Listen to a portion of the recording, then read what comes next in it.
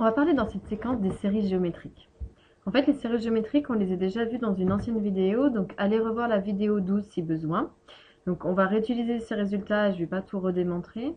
Donc une série géométrique, juste pour rappeler, de raison Q, s'écrit sous la forme en fait 1 plus Q carré plus Q3. C'est-à-dire qu'on fait la somme des éléments d'une suite géométrique, et la suite géométrique de raison Q, c'est lorsqu'on multiplie en fait par Q chacun des termes précédents.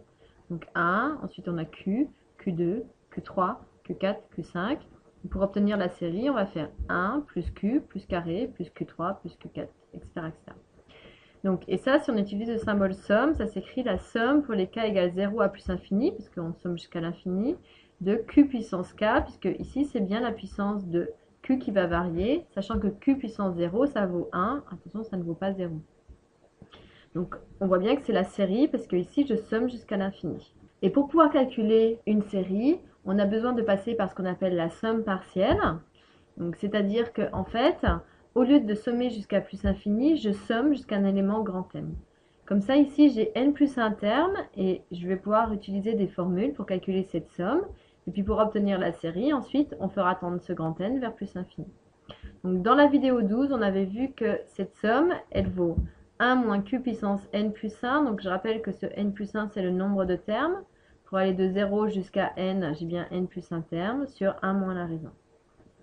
Et donc le but, ça va être de chercher des conditions pour que cette série ici converge suivant les valeurs de Q. Donc convergence d'une série géométrique, je rappelle donc qu'on va s'intéresser à la somme partielle. Et donc pour obtenir la série, il va falloir faire tendre ce grand N dans la somme vers plus l'infini. Comme ça, nous aurons la somme de k égale 0 jusqu'à plus l'infini. Si on fait tendre grand N vers plus infini ici, ça veut dire que dans notre formule ici, on va faire tendre grand N vers plus infini. Ce grand N, en fait, il est lié à Q. Donc, en fait, les conditions pour que cette série converge va dépendre des valeurs de Q. Alors, comme je mets Q à une puissance, ça va dépendre des valeurs de Q par rapport à quelqu'un. Et donc, c'est-à-dire que si Q il est plus petit que 1, il va se passer quelque chose en valeur absolue. Et si Q en valeur absolue est plus grand que 1, il va se passer autre chose. Parce que, par exemple, si on prend Q égale 2, 2 puissance 2, ça fait 4, 2 puissance 3, ça fait 8, 2 puissance 4, ça fait 16, 32, 64. En fait, on va avoir une tendance qui va croître exponentiellement vers un nombre qui va être très très grand. Si à l'inverse, je prends par exemple 1 demi, donc 1 demi puissance 1, ça fait 1 demi, 1 demi puissance 2, ça fait 1 quart, donc 0,25, 1 demi puissance 3, ça fait 1 huitième, 0,125, après 1 32e, 1 64e, etc., etc. Donc cette fois-ci, on va avoir des valeurs qui vont être à l'inverse, très très petites. Donc deux conditions, si valeur absolue de Q est strictement plus petit que 1, et bien lorsqu'on va calculer cette limite de Q puissance n plus 1, donc prenez un exemple, par exemple ce qu'on vient de faire avec 1 demi, on a vu que quand on prend un nombre entre moins 1 et 1, ben cette limite elle va valoir en fait 0. Donc ça veut dire que quand je vais vouloir calculer la limite sur la somme partielle, donc ici faire tendre le grand N vers plus infini, et bien c'est tendre le grand N vers plus infini. Or on vient de voir que cette limite de Q puissance n plus 1 c'est 0, donc ici on mettrait 0, donc ça voudrait 1 moins 0 sur 1 moins Q, c'est-à-dire 1 sur 1 moins Q. Donc ça c'est quelque chose à savoir, mettez-le dans vos calculatrices, elle ne fait pas partie du formulaire. Et dans ces cas-là, puisque la somme partielle, on va vers un nombre fini, puisque 1 sur 1 moins Q, comme on connaît la valeur de Q, eh bien, on sera capable de calculer ce nombre-là, on dit que c'est une série qui est convergente. Si valeur absolue maintenant de Q il est strictement plus grand que 1, eh bien lorsqu'on va calculer cette limite de Q puissance n plus 1, donc par exemple si on fait avec 2, donc ça ferait 2, 2 au carré 4, ensuite 8, 16, 32, 64, 128, etc. etc. Donc en fait je vais avoir des nombres très très grands, pareil avec moins 3, sauf qu'on aurait une alternance entre un nombre positif et négatif, mais ça marche quand même. On aurait un nombre qui est infini. Donc à ce moment-là, lorsqu'on va vouloir calculer la limite sur la somme partielle, eh bien, si ici il y a un petit infini, ça veut dire que tout ça, ça va être un infini, plus ou moins, en fait, je n'ai pas marqué le signe parce que ça va dépendre aussi du dénominateur. Et dans ces cas-là, on dira que cette série, elle est divergente. Donc je rappelle le théorème, c'est-à-dire que notre série des Q puissance K va converger si et seulement si la valeur absolue de Q sera strictement plus petit que 1.